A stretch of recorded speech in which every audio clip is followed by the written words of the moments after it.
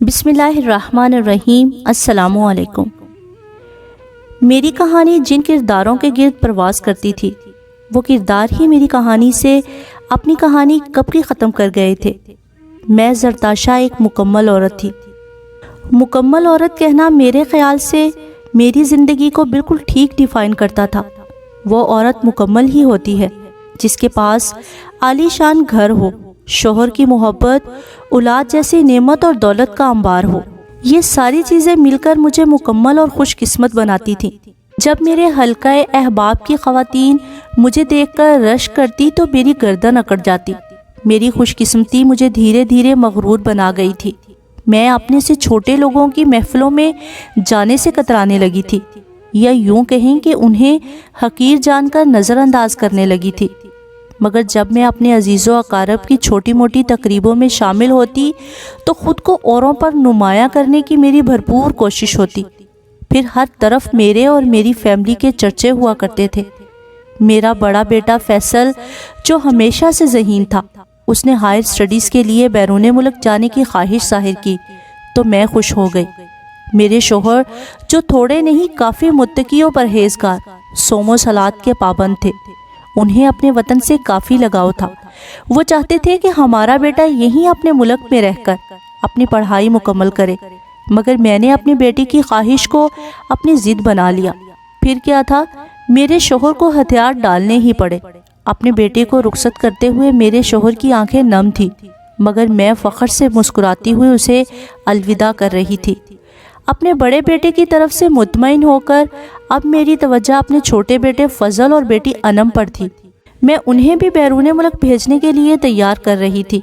हर वक्त मेरी तवज्जो दोनों की पढ़ाई की तरफ होती। मेरी डांट फिटकार उन्हें शरारतें करने से रोकती थी।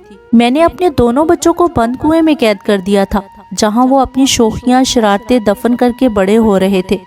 मेरी दीवानगी देखकर मेरे शोहर मुझे लताड़ते हुए कहते, बस कर दें ज़रताशा बेगम, कहीं ये भी फैसल की तरह हमें भूल ना जाएं। मेरे शोहर को हमेशा अपने बेटे से शिकवा रहता कि वो बाहर जाकर गोरों के रंग में रंग गया है, उसे एक कॉल करने की फुर्सत नहीं होती, माँ बाप याद नहीं रहे। मैं अपने शोहर के हर वक्त के शिकवे पर बेजारगी से गोया हुई। आप ये क्यों नहीं सोचते शहाब साहब कि हम कितने खुशकिस्मत हैं जिनकी औलाद को यूं बैरून मुल्क पढ़ने का सुनहरी मौका मिला है।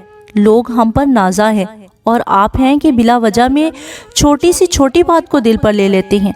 मुझे इस बात का डर है ज़रताशा बेगम कि हमारे बच्चे हमसे दूर ना हो जाएं। मैं उनके खदशात को झटकते हुए उन्हें दूसरी बातों में लगा देती ताकि उनका ध्यान भटक जाए, मगर उनके अबहाम ने मुझे गलत साबित कर दिया था। वक्त थोड़ा और आगे सिरका। मेरा बेटा फैसल जो साल में एक बार हमसे मिलने चला आता था, अब नौकरी लगने की वजह से उसे अपने माँ बाप के पास आने की फुर्सत नहीं रही थी। मेरे शोहर बेटे को काफ़ी याद करते थे, तभी उसे वापस लाने की खातिर मुझसे एक दिन कहा, अब तो फैसल की जॉब भी लग चुकी है, क्यों ना हम ज़रमीना आपा की किसी बेटी के लिए बात करें। मैं अपने शोहर की सोच पर तिलमिला सी गई थी। कहाँ मेरा बेटा डॉलर्स में कमाता था और कहाँ मेरी आपा की बदतमीज़ बदतहजीब बेटियाँ, जिन्हें ना पहनने ओढ़ने का ढंग था ना ही बात करने का सलीका। मैंने अपने शोहर की बात को वहीं काटते हुए कहा, शहाब साहब आप किस दौर में जी रहे हैं? जानते हैं ना, हमारा बेटा इतने सालों तक फॉरेन में रहा है, उसके तो यहाँ कदम ही नहीं ठहरते। क्या वो यहाँ किसी लड़की के लिए हामी भरेगा? जानता हूँ उसे यहाँ रहना पसंद नहीं है, मगर जब आप उससे बात करेंगी तो यकीनन वो इनकार नहीं करेगा। फिर मैंने फैसल से बात करने का कहकर उन्हें तसल्ली दी। मैं तजब्जुब का शिकार थी कि किस तरह शोहर को जवाब देकर मुतमईन करूं। उन्हीं दिनों मुझे अपने बेटे की कॉल आई।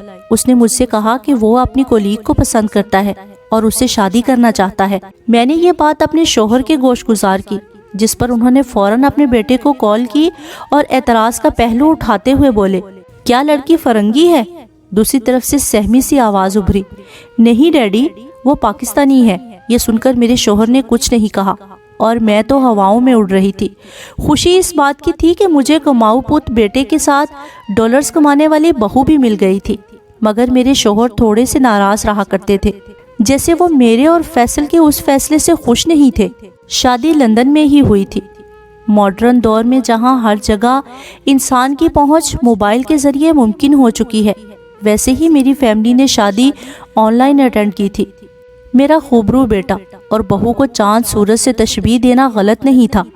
ابھی میرے بیٹے کی شادی کو 3 ماہ ہی گزرے تھے کہ اچانک ایک دل دہلا دینے والی خبر آئی تھی۔ میری بہو کا ایکسیڈنٹ ہو چکا تھا اور وہ وہیں جاں بحق ہو چکی تھی۔ یہ سب کچھ کافی صدماتی تھا۔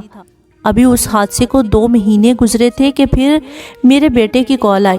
وہ مجھ سے کہہ رہا تھا، مما میں بہت پریشان ہوں۔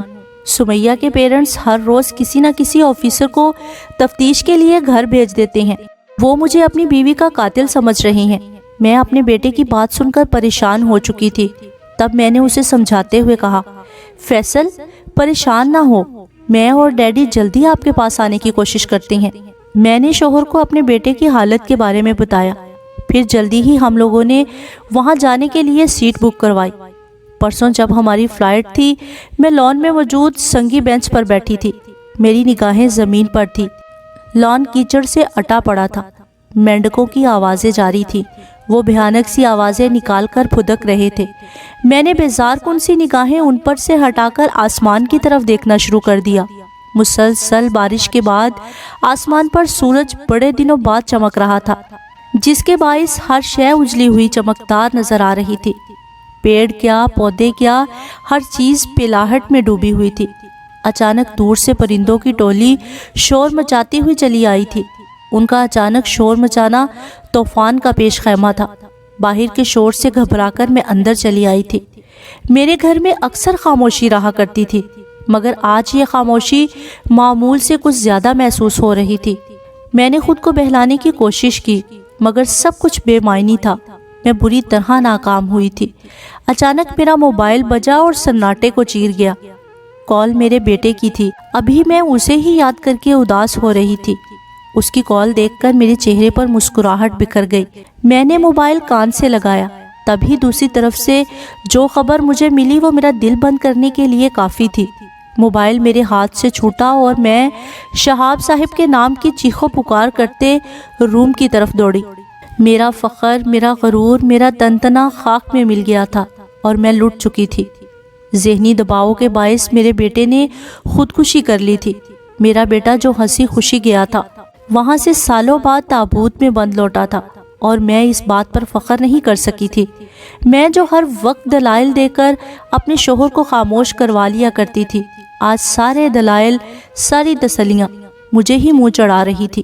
وہ ایک خوبصورت ڈائن جو میرے بیٹے کو نوجوانی میں کھا گئی تھی، اور اپنے بیٹے کو میں نے ہی اس بلا کے حوالے کیا تھا۔ یہ کلک مجھے زندگی بھر رہے گا۔ کلک تو ایک اور بات کا تھا۔ میں جو ہمیشہ سے اپنے دونوں بچوں کو مینرز سکھانے کے چکر میں تھی، اب میرے بچے مینرز سیکھ چکے تھے۔ وہ ہر محفل میں خاموش ہوتے اور کونوں خدروں میں دبکے ہوتے۔ ان کی ہنسی، کہکہا اور شرارتوں کا گلا گھونٹنے والی بھی میں ہی تھی۔ زندگی کب رکتی ہے، کہاں ٹھہرتی ہے؟ وقت بھی انسانوں سے ضد باندھے کھڑا رہتا ہے کہ تو وہیں رہ، میں چلتا ہوں، اور وہ گزر جاتا ہے۔ وقت ہوا کے گھوڑوں پر سوار ہو گیا تھا اور ہم وہیں برف کا مجسمہ بنے رہے۔ اپنے بیٹے کی جوان مرگ کا چپتا ہوا احساس آج تک ہمارے سینوں پر رینگتا تھا، اور وہ صدمہ تا حیات ہمارے اندر دفن رہنے والا تھا۔ 1 سال گزر گیا تھا۔ ایک دن بڑی آپا کی کال آئی اور وہ مجھے اپنی بیٹی کی نسبت طے ہونے کی خبر سنا رہی تھی، اور میں سن ہوتے دماغ کے ساتھ وہ خبر سن رہی تھی۔ پھر جلدی شادی کا کارڈ ملا۔ ہماری زندگی میں جو جمود طاری ہوا تھا اسے ہلکی سی ہوا چھو گئی۔ آج میں اپنی آپا کی بڑی بیٹی کی شادی میں آئی تھی۔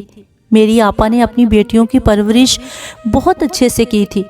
وہ خوبصورت، بااعتماد اور مکمل لڑکیاں تھیں۔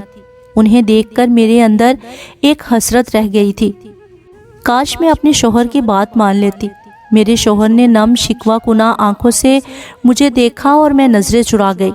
میرے اوپر جو خوش قسمت ہونے کا ٹیگ لگا ہوا تھا وہ بڑی خوبصورتی سے میری بد نصیبی میں بدل گیا تھا۔ بد نصیبی میرے گھر کی باندی بن چکی تھی۔